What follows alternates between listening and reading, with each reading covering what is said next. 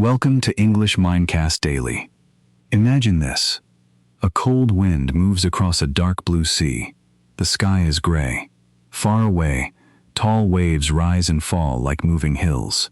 A wooden ship cuts through the water. Its sail is wide. Its body is long and narrow. Men sit with oars in their hands. Their faces are quiet, but their eyes are awake. Behind them are the icy lands of the north. There are forests, fjords, small farms, and wooden homes filled with smoke from the fire. In front of them is the open sea. No one knows what waits beyond the horizon. Who were these people from the north? Why did their ships bring fear to some lands, but trade and new life to others? Were the Vikings only warriors, or were they also farmers, builders, and explorers? How did they travel so far in a world without modern maps? And why do we still remember their story today? Today we will learn this story together in simple English. We will move slowly, step by step, and discover not only what happened, but why it still matters. If you enjoy learning English through calm stories like this, please subscribe to English Mindcast Daily. Your support helps us bring you more peaceful stories for your English journey. Let us travel back in time to Northern Europe, more than 1,000 years ago. The people we call Vikings came mainly from places we now call Norway, Denmark, and Sweden. In their own time, they were often called Norse people.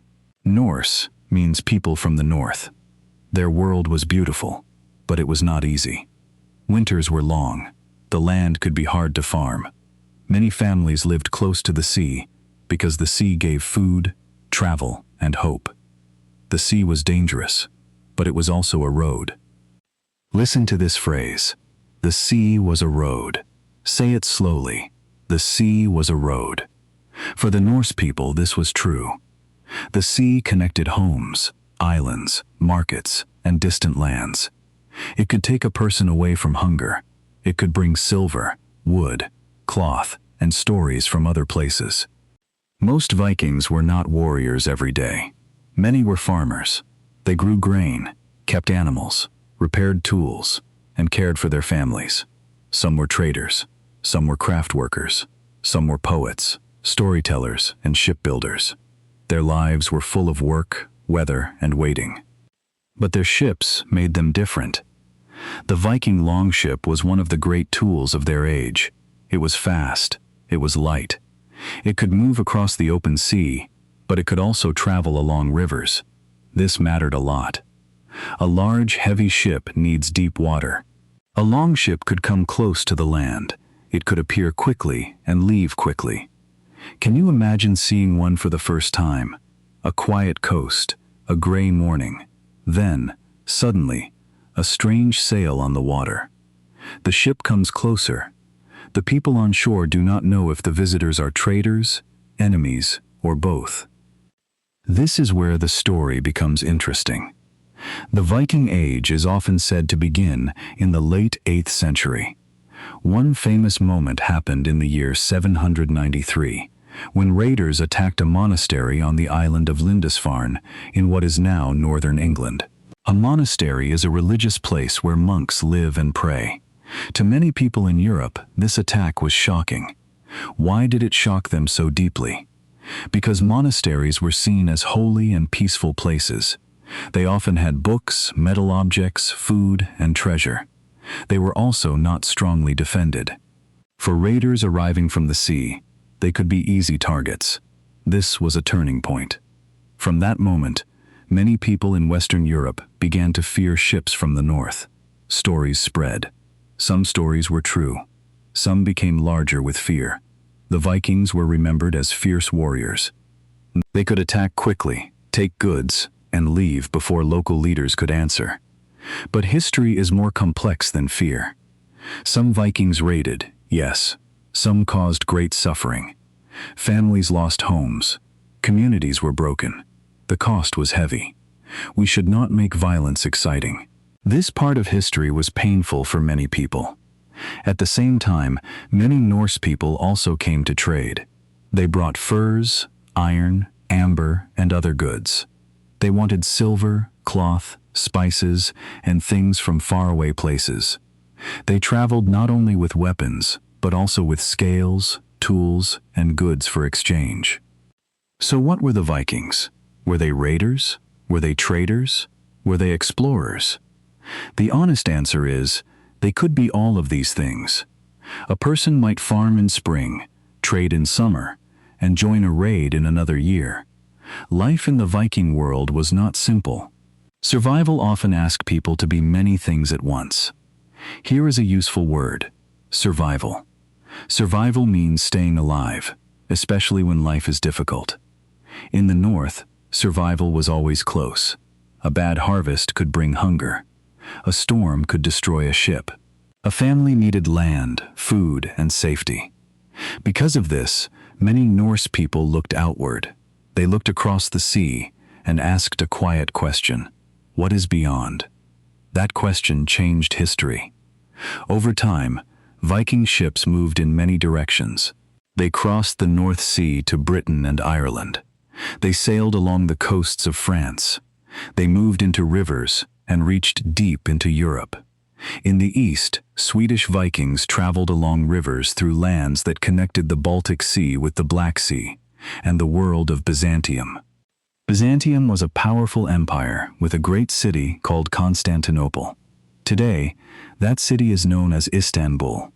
To the Norse travelers, it must have seemed rich, bright, and very far from the cold villages of the north.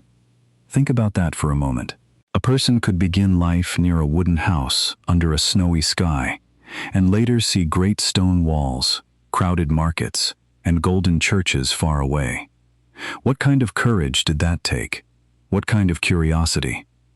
The Vikings were not only moving for treasure, they were also looking for land. In many places, they stayed, they built homes, they married local people, they learned new languages, they changed, and the places they entered changed too. One important area was the land in northern France that became known as Normandy. The name comes from Northmen, meaning people from the north. These settlers began as outsiders, but over time they became part of local life. They accepted new customs, new language, and new faith. This was another important pattern in Viking history. They did not always remain separate. Often, they mixed with the people around them. They became part of new societies. The story of the Vikings is not only a story of attack, it is also a story of change. But the most amazing journeys were still ahead. Some Norse sailors crossed the rough seas of the North Atlantic. They reached islands such as the Faroe Islands and Iceland. Iceland was a land of fire and ice, with volcanoes, mountains, and wide open spaces. There, settlers built farms and communities. They created stories that would be remembered for centuries. Say this slowly: a journey can become a new home. For many Vikings, that was true. The sea took them away from home, but sometimes it also helped them find another one. And soon, one family's journey across the cold ocean would carry the Viking story even farther, to Greenland, and then to a place across the Western Sea that Europeans would not fully understand for many more centuries. Across the North Atlantic, the sea was colder and more dangerous. The water was wide, the wind could be cruel. A ship could disappear into fog, and for many days, sailors might see only waves, sky, and birds. How did they know where to go? They watched the sun, they watched the stars. They studied the color of the water. They noticed birds, whales, clouds, and the smell of land in the air. They did not have modern machines, but they had deep experience. This kind of knowledge was not learned from a book. It was learned from fathers, mothers, sailors, storms, and long days on the sea. It was memory passed from one person to another. Listen carefully to this word: navigation. Navigation means finding the way from one place to another. Viking navigation was a skill of eyes, hands, and memory. One famous story tells us about Eric the Red. He was a Norseman connected with Iceland and Greenland. The exact details of his life come from later stories called sagas. A saga is an old story about families, journeys, heroes, and conflicts. Sagas are important, but we must read them carefully because they mix history and storytelling. According to the sagas, Eric the Red helped create a Norse settlement in Greenland. Greenland was a hard place to live. It had ice, cold weather, and short growing seasons. But along some coastal areas, people could build farms, keep animals, fish, hunt, and survive. Why would anyone choose such a difficult home? Perhaps because land in Iceland was limited. Perhaps because people needed a new beginning. Perhaps because hope often pulls people toward places they have never seen. The name Greenland sounds warm and full of fields. But much of Greenland was icy. Some historians believe the name may have helped attract settlers. If people heard Greenland, maybe they imagined a better future. Can you imagine leaving everything familiar for a promise like that? A wooden ship, a few animals, tools, family, a cold ocean in front of you. Behind you, the old life. Ahead, a new home that might not forgive mistakes. In Greenland, the Norse built communities that lasted for several centuries. They raised animals, traded goods, and lived at the edge of the known world for Europeans of their time. Life there needed patience. It needed courage. It needed survival. But the Viking journey did not stop there. Stories tell us that Leif Erikson, the son of Eric the Red, sailed west from Greenland and reached lands across the Atlantic. Today, many historians connect these journeys with Norse travel to North America. Archaeological evidence at a place called L'Anse aux Meadows in Newfoundland, Canada, shows that Norse people were there around 1,000 years ago. This was a major turning point. Before many Europeans understood the Western Ocean, Norse sailors had already crossed it. They reached a land with forests, wild grapes, or berries in some accounts, and new resources. The sagas call one of these western places Vinland. We do not know every detail about Vinland, and scholars still discuss some parts of the story. But the evidence tells us that Norse people did reach North America. Think about that for a moment. A ship from the icy north crossed the Atlantic long before modern engines, radios, or maps. What does this show us? It shows us the power of curiosity. It shows us the strength of careful skill. It also shows us how far people will go when they are searching for home, trade, and hope. Say this with me. Step by step, they crossed the sea. But this discovery did not become a large, lasting European settlement at that time. The Norse presence in North America seems to have been limited. They may have faced distance, danger, conflict, and the difficulty of support from Greenland. The sea was too wide. The settlements were too small. The new land was rich, but not easy to keep. There were also indigenous peoples already living in these lands. Indigenous means the first peoples of a place. Their histories did not begin when Europeans arrived. They had their own homes, cultures, languages, skills, and memories. When Norse travelers came, they were entering lands that already had human life and deep meaning. This is important. Exploration is not only about the people who arrive, it is also about the people who are already there. Some meetings may have included trade. Some may have included fear or conflict. The records are not complete. We must speak carefully. But we can say this: when different worlds meet, the results are often complex. There can be curiosity. There can be exchange. There can also be danger and pain. History is rarely simple. While some Vikings crossed the Atlantic, others changed Europe in different ways. In Britain and Ireland, Viking raids slowly became settlements in some areas. Norse people founded towns, traded in markets, and became part of local communities. Dublin, for example, grew as an important Viking-linked trading town. In England, Viking armies and settlers had a deep effect. They fought with Anglo-Saxon kingdoms, but they also lived among them. The area known as the Danelaw had strong Norse influence.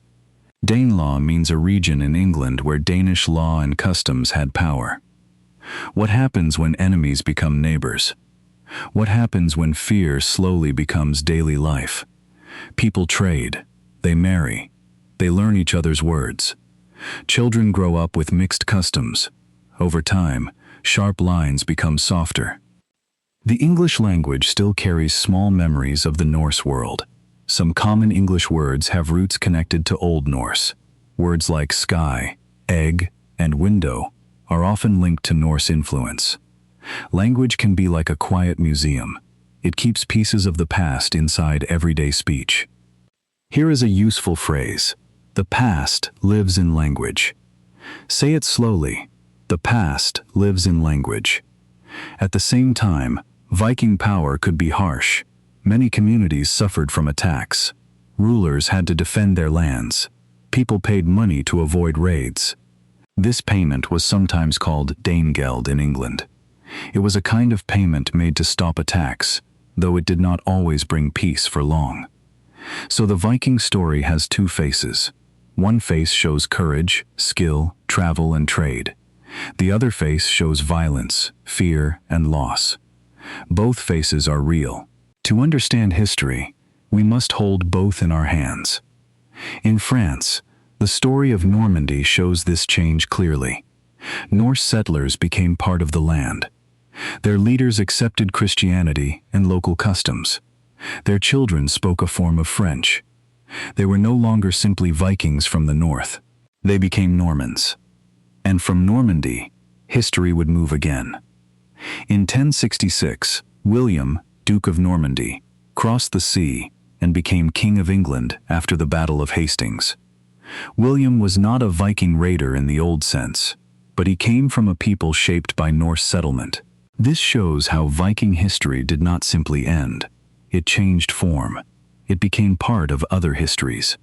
Isn't that strange and powerful? A group that once arrived by longship became part of kingdoms, languages, laws, and family lines. The journey did not stay on the sea. It entered the deep memory of Europe. But even as Norse people changed other lands, their own northern world was changing too. Kings became stronger.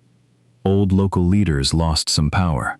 Christianity spread through Scandinavia. New churches rose near old farms and meeting places. Old beliefs did not vanish in one day. Change came slowly, step by step. For many Norse people, this must have felt like standing between two worlds. Behind them were old gods, old stories, and old ways. In front of them were new kings, new faith, and new rules. What does a person do when the world they know begins to change? In the north, change did not arrive like one great wave. It came like snow, slowly, quietly, one layer at a time. A family might still tell old stories by the fire. A farmer might still remember the names of old gods. But near the same village, a church bell might begin to ring. A child might grow up hearing both old tales and new prayers. This was not easy for everyone. Belief is close to the heart. Tradition is close to home. When a way of life changes, people can feel lost, even if the change also brings new order. The Old Norse world had many stories. There were stories of Odin, Thor, Freya, and Loki. These stories helped people understand courage, danger, fate, and the mystery of life. Fate means the idea that some things are already decided. To many Norse people, life was uncertain, and fate was powerful. But Christianity brought a different way of seeing the world. It connected Scandinavia more closely with the rest of Europe. Kings used the new faith to build stronger kingdoms. Churches helped create new records, new laws, and new links with other lands. Why did this matter so much? Because the Viking Age was not only ending because raids became harder, it was also ending because Viking society itself was becoming different. Strong kings in Norway, Denmark, and Sweden wanted more control. They did not want small groups of warriors sailing away whenever they wished. They wanted taxes, laws, loyalty, and order. The old world of independent sea leaders slowly gave way to kingdoms. At the same time, other countries became better at defense. Coastal towns built stronger walls. Local rulers organized armies more quickly. People learned how to answer the sudden arrival of longships. What once felt shocking became more expected. This changed everything. A Viking raid worked best when surprise was strong, but when surprise became weaker, the old way became less useful. Trade, settlement, and royal power became more important than fast attacks. The sea was still a road, but the journey had changed. Repeat after me. The journey had changed. This is one of the quiet lessons of history. A way of life can seem powerful for a long time. Then the world changes around it. Slowly, the same skills must find a new purpose. By the 11th century, the Viking Age was coming to an end. There was no single final day when everyone stopped being Viking. History usually does not close a door so neatly.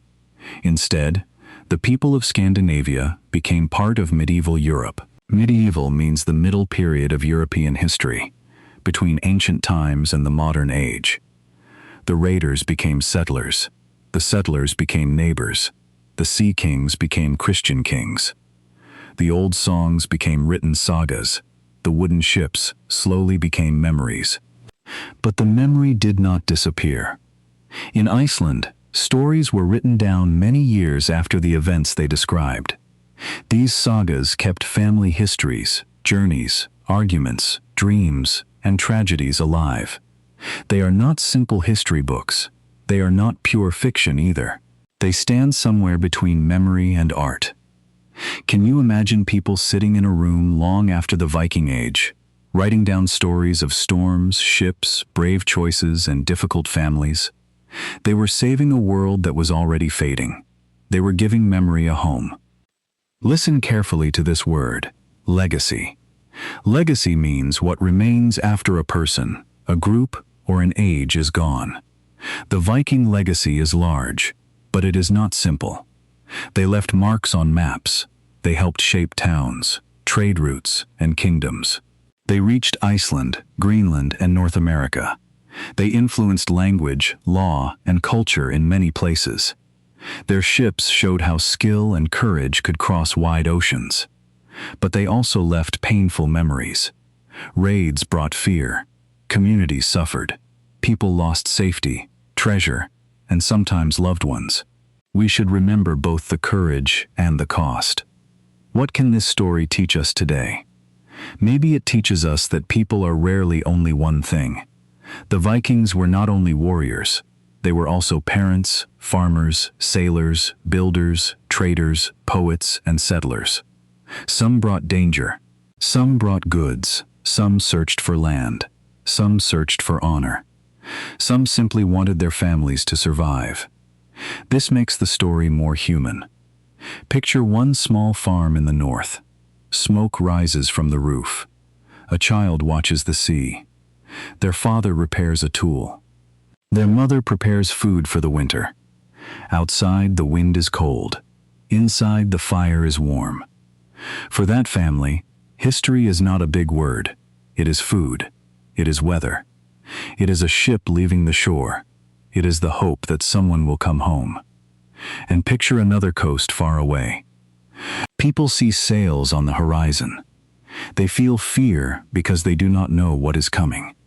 For them, history is not adventure. It is uncertainty. It is danger. It is the need to protect home. Both pictures are true. That is why the true story of the Vikings must be told with care.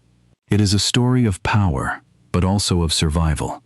It is a story of travel, but also of home. It is a story of courage, but also of loss.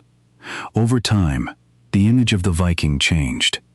Later, people imagined horned helmets, wild battles, and endless adventure. But horned helmets were not part of normal Viking battle dress. That image mostly comes from later art and popular culture. The real story is more interesting than the myth. The real story has cold mornings, hard work, careful shipbuilding, and long silence on the sea. It has women managing farms and families, while men traveled. It has markets, laws, poetry, religion, and change. It has fear, hope, memory, and the long search for a better life. Say this slowly. History is made by choices. Every voyage was a choice. Every settlement was a choice. Every act of violence was a choice. Every moment of trade, marriage, learning, and change was also a choice. When we look at the Vikings today, we should not only ask, were they heroes or villains? That question is too small. A better question is this: how did people from a difficult northern world shape so much of the wider world? And another question: what happens when hunger, courage, skill, and ambition all meet the open sea? The answer is history. The Viking Age reminds us that movement changes people. A journey can bring wealth, but it can also bring pain.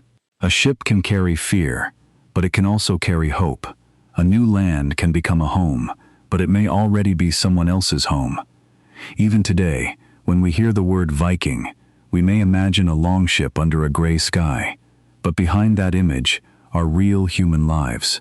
People worked, people worried, people dreamed, people made choices that reached far beyond their own time. And maybe that is why we still tell their story, because across the cold sea of history, we can still see them searching for survival, searching for home, and following the long road of the waves.